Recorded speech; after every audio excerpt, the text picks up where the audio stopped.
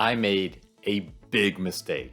You see, I took my first cruise more than a decade ago, and in that time, I've sailed most major cruise lines, but one of the few that I had yet to sail was Princess.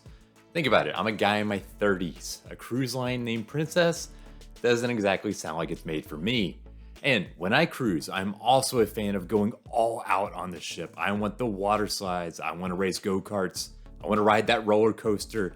It's go, go, go for me. I still like all of that, but I've got to tell you, after sailing Princess for the first time last month, I'm also rethinking some things. What was it that I had so wrong and wish that I had known about Princess before I sailed for the first time?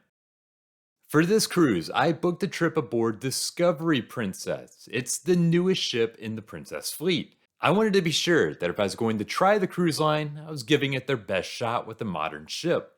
The cruise was only 4 days, heading from Los Angeles to San Diego, followed by a day at sea before Ensenada, Mexico.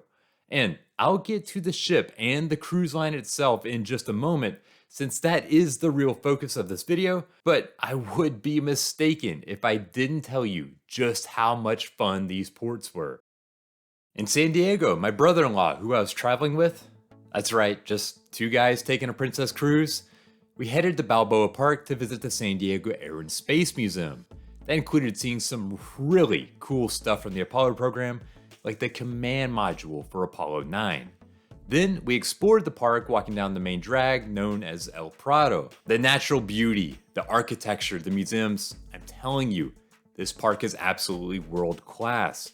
That was followed with some fish tacos at a spot called Oscar's, then a trip to a bar brewery downtown where I discovered the best wallpaper that I have ever seen in my life. Ensenada, Mexico, it's a bit more rustic. There's a boardwalk by the ships and an open-air fish market, lots of street-side vendors and restaurants. It's amazing how close it is to San Diego, but it really feels like a different planet altogether. But to be honest, I found it a bit boring until we came out of a restaurant for lunch to see people lining the streets for some reason.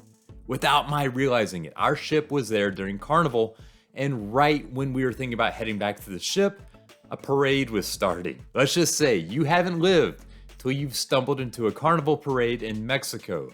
It was loud, colorful, and a ridiculous amount of fun.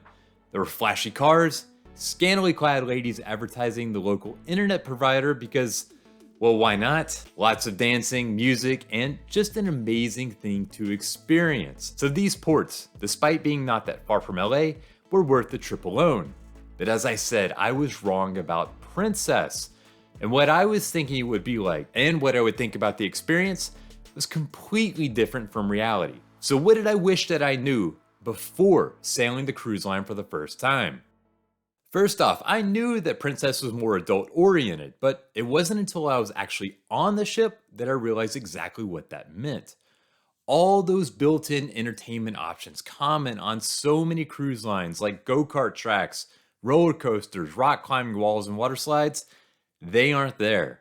So if you or your kids are expecting to see a pool deck with tons of active things to do, that's not the case. This also extends to other areas as well. For example, the ship didn't have an arcade, which is usually another staple on many ships. That's not to say there isn't plenty to do or that kids aren't welcome aboard. There are still kids areas and there are a lot of options for entertainment that's put on by the staff, just as with other cruise lines. I just thought that having fewer of those built-in activities was going to be a big issue for me, and maybe it would have been on a longer cruise with more time. But on this trip, I was personally never bored. In fact, I loved that during the day at sea, during the trip, it was much more chilled out than normal. Instead of water slides, it was drinks, watching karaoke with a crowd that was more into it than I have ever seen. Now, are you the sort of person that likes to relax on a cruise? If so, then Princess might be right up your alley.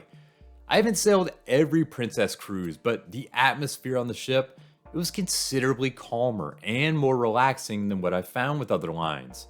For instance, out by the pool deck, there wasn't a bunch of music blaring or those world's sexiest man competitions that you see on some other cruise lines. And around the ship, there were fewer announcements from the cruise director interrupting the day to tell you about sales on board or about shows coming up that evening. Meanwhile, the crowd itself on this trip, they were energetic, but it didn't seem like they were looking for a wild party time. But it was by far the most calm ship that I've been on, especially given that this trip was short and over a holiday weekend. That's not to say that it was boring or dead on board. There was still that cruise vacation energy around the ship where everyone's in a good mood and enjoying themselves. And there are lots of things to do that are put on by the staff. It's just much more chilled out. So how chilled out was it?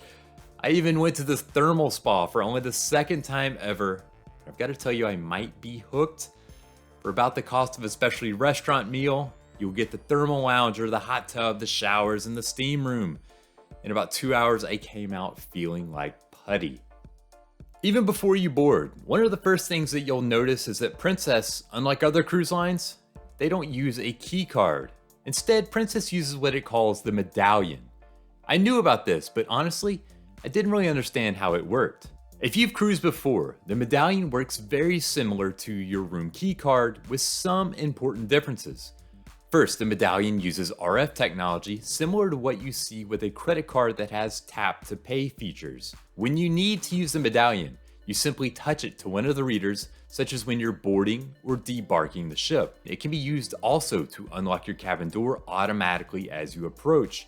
And perhaps the biggest difference is that it can track your location around the ship. So if you step up to the bar, your account information is already pulled up and your identity is confirmed with the bartender with a photograph. You can also see where your cabin mates are on the ship through the Princess app based on the location of their Medallion. And the staff can even deliver items to you like food, no matter where you are on the ship.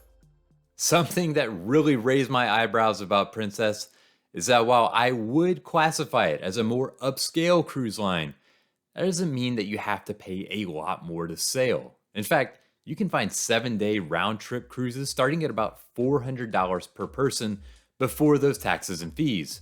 Even once you are on the ship, you may be surprised by some of the prices. In particular, I noticed that drinks on the ship seem considerably less expensive than I've found on other cruise lines. One of my go-to drinks, a mojito, it was priced at just $7.50, while they're often $10 to $12 on other lines. In fact, across the board, beverages seem to be less expensive than what you might find elsewhere. And Wi-Fi, for example, was priced at $15 per day, although my connection was extremely slow, compared to upwards of $40 per day for some other cruise lines. While some cruise lines offer extras included in your fare, the norm is still for you to pay your cruise fare, and then anything else costs more once on the ship. Princess, however, they offer 2 packages that make the cruise much more all-inclusive. This includes Princess Plus and Princess Premier. Depending on which you choose, or you can just book the base fare, you can have things like gratuities, Wi-Fi, and a drink package included, along with other perks like specialty dining and even reserved theater seating. The rates offered for these packages are considerably less than the cost of booking the benefits individually and give passengers a chance to enjoy their cruise without worrying about being nickeled and dimed. Now, I actually booked one of these packages for my cruise, and I've got to tell you, it seemed like a great deal that I definitely consider getting again. Makes the whole trip much more enjoyable. Now, I don't claim to have sailed every Princess cruise. Maybe some ships are different than others. But when I sailed, one thing I noticed was that the cruise had a much less crowded feel. Maybe it was the actual number of people on the ship, maybe it's the layout and design, I don't know. No matter, the amount of elbow room was definitely noticeable. That's especially coming from my previous cruise aboard Carnival Celebration, where by far my biggest complaint was how crowded the ship always was, to the point that I couldn't even find a seat in the theater. To me, having more space made this cruise on Princess much more enjoyable. There was always space by the pool, in the restaurants, and even for the shows, if you did get there just a few minutes early. As well, the elevators were relatively quick, and they weren't always packed like what's been seen on other ships. So the bottom line here is if you're looking for a cruise experience that's higher end than many other lines without being stuffy, Princess might be ideal for you.